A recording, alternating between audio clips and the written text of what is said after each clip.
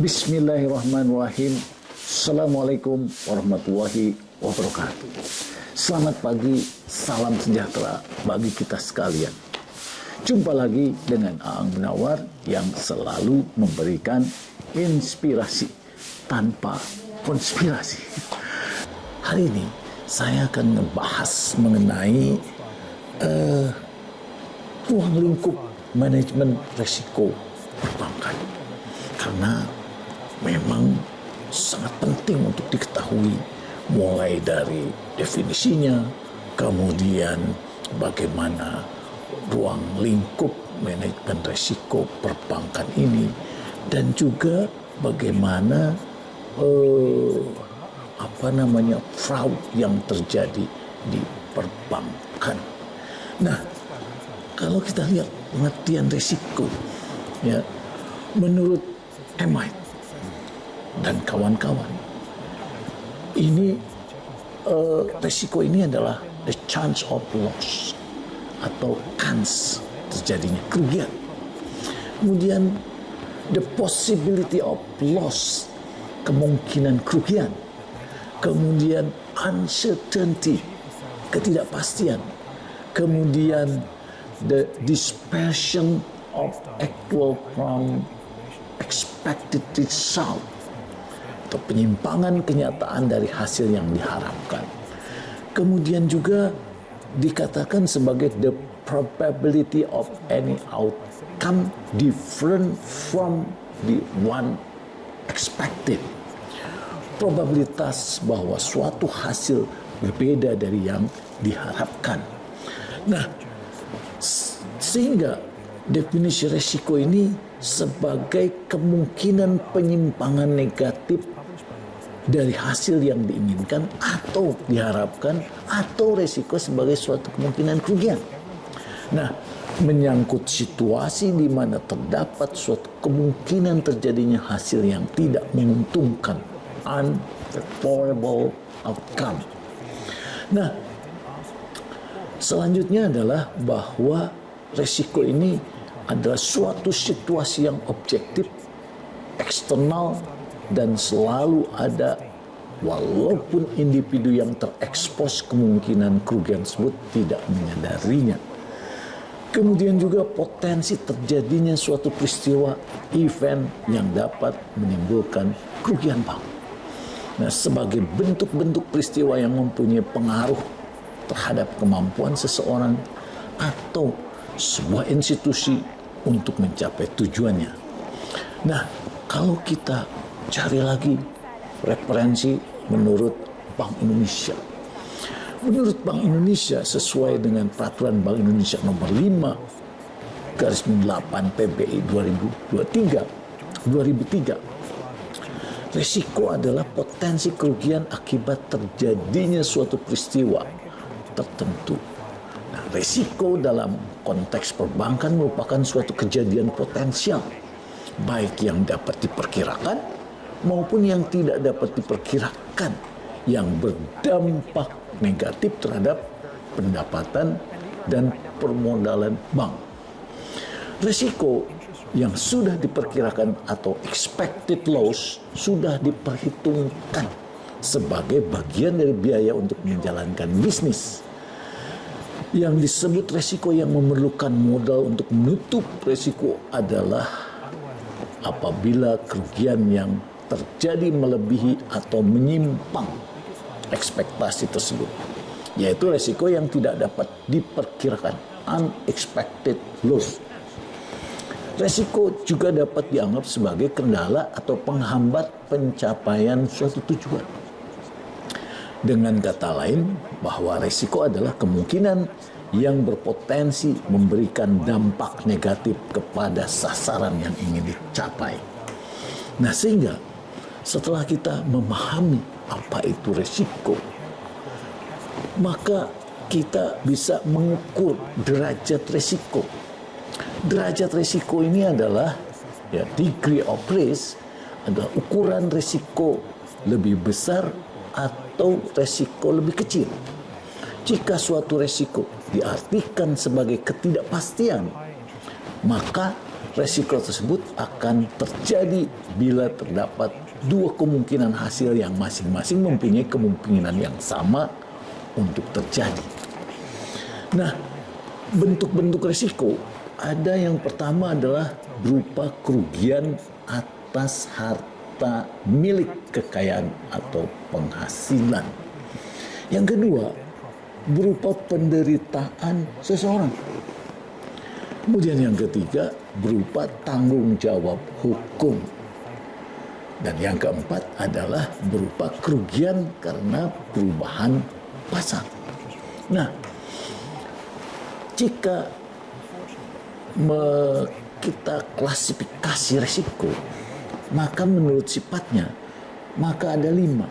Yang pertama ada resiko murni, resiko spekulatif yang kedua, yang ketiga ada resiko fundamental, yang keempat adalah resiko khusus, dan yang kelima adalah resiko dinamis.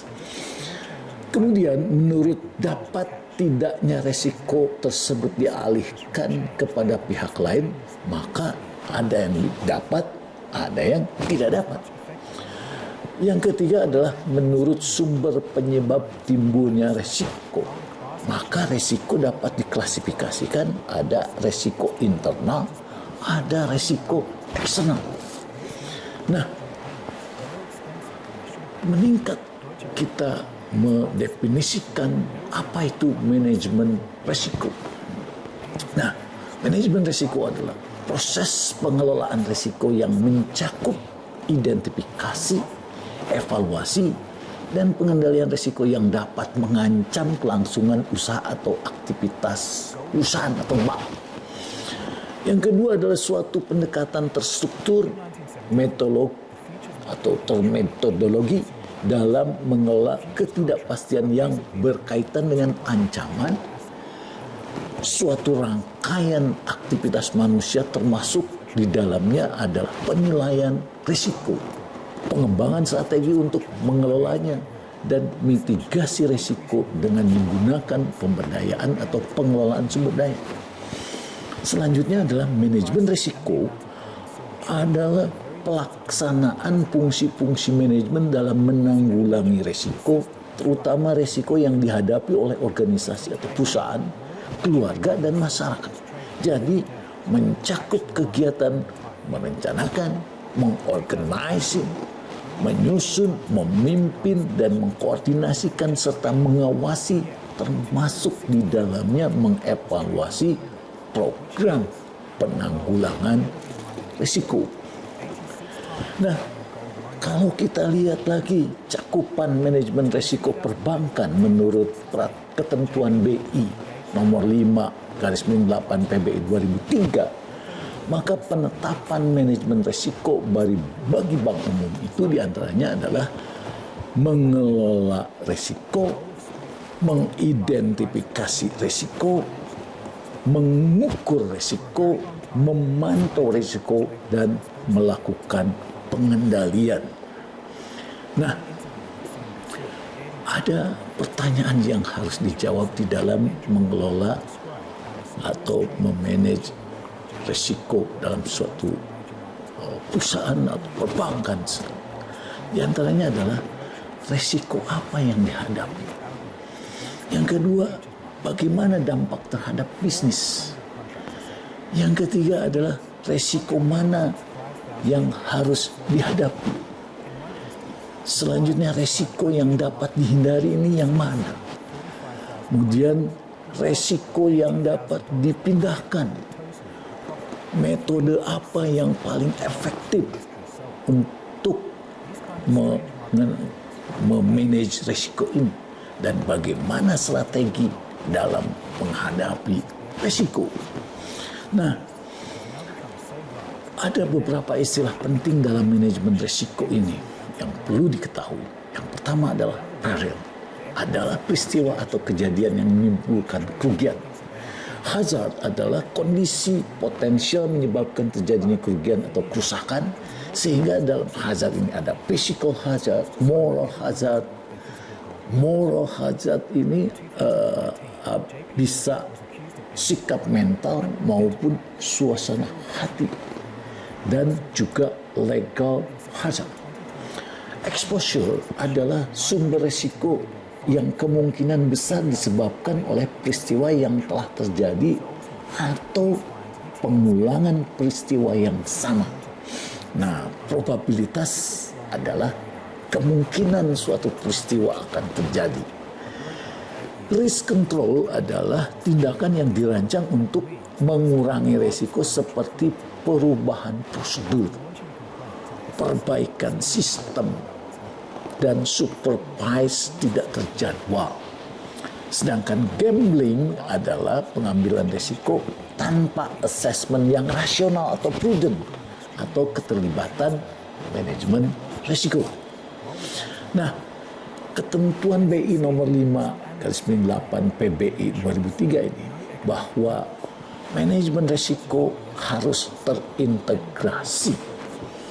Kemudian pengelolaan risiko ini secara efektif dilakukan oleh Dewan Direksi Bank, meliputi diantaranya pengawasan yang aktif, kemudian prosedur dan kebijakan limit risiko, kemudian prosedur pengelolaan risiko, struktur manajemen informasi, struktur pengendalian internal.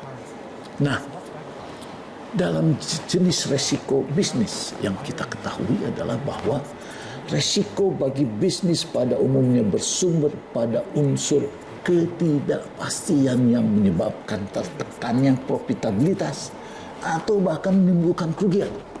Nah, di antaranya ada resiko keuangan, ada resiko operasional, ada resiko strategis, serta resiko eksternalitas. Nah, kalau lihat di resiko keuangan, maka manajemen risiko keuangan adalah segala tindakan bisnis untuk meminimalkan potensi kerugian yang timbul dari perubahan tak terduga dari kurs mata uang, kredit, suku bunga, harga komoditas, dan ekuitas. Sehingga risiko keuangan itu akan meliputi 6 risiko. Yang pertama ada risiko likuiditas, yang kedua ada risiko pasar, yang ketiga ada risiko kredit, yang keempat ada risiko regulasi, yang kelima risiko pajak, dan yang keenam adalah risiko akuntansi. Nah, risiko pasar umum diantaranya adalah risiko suku bunga, interest rate risk. Kemudian ada risiko posisi ekuitas, equity position risk. Kemudian ada risiko valuta asing, foreign exchange risk, dan ada risiko posisi komoditas, commodity position risk. Nah, selanjutnya adalah risiko residual. Nah, dalam risiko residual ada 4 macam. Ada spread risk, ada basis risk, ada specific risk, dan ada volatility risk. Nah, bagaimana peran akuntansi di dalam manajemen risiko ini? Yang pertama adalah mengidentifikasi exposure pasar. Yang kedua, mengkuantifikasi keseimbangan dalam strategi untuk merespon faktor. Nah, jika melihat manajemen risiko pada bank, maka mengacu pada ketentuan Bank Indonesia nomor 58 PBI 2003 dan perubahannya nomor 11/25 PBI 2009 tentang penerapan manajemen risiko pada bank umum. Maka terdapat 8 jenis risiko yang harus dikelola bank. Kedelapan jenis risiko tersebut adalah risiko kredit, risiko pasar, risiko operasional, risiko likuiditas, risiko kepatuhan, risiko hukum, risiko reputasi, dan risiko strategis. Dan inilah yang akan dibahas dalam manajemen risiko perbankan ini.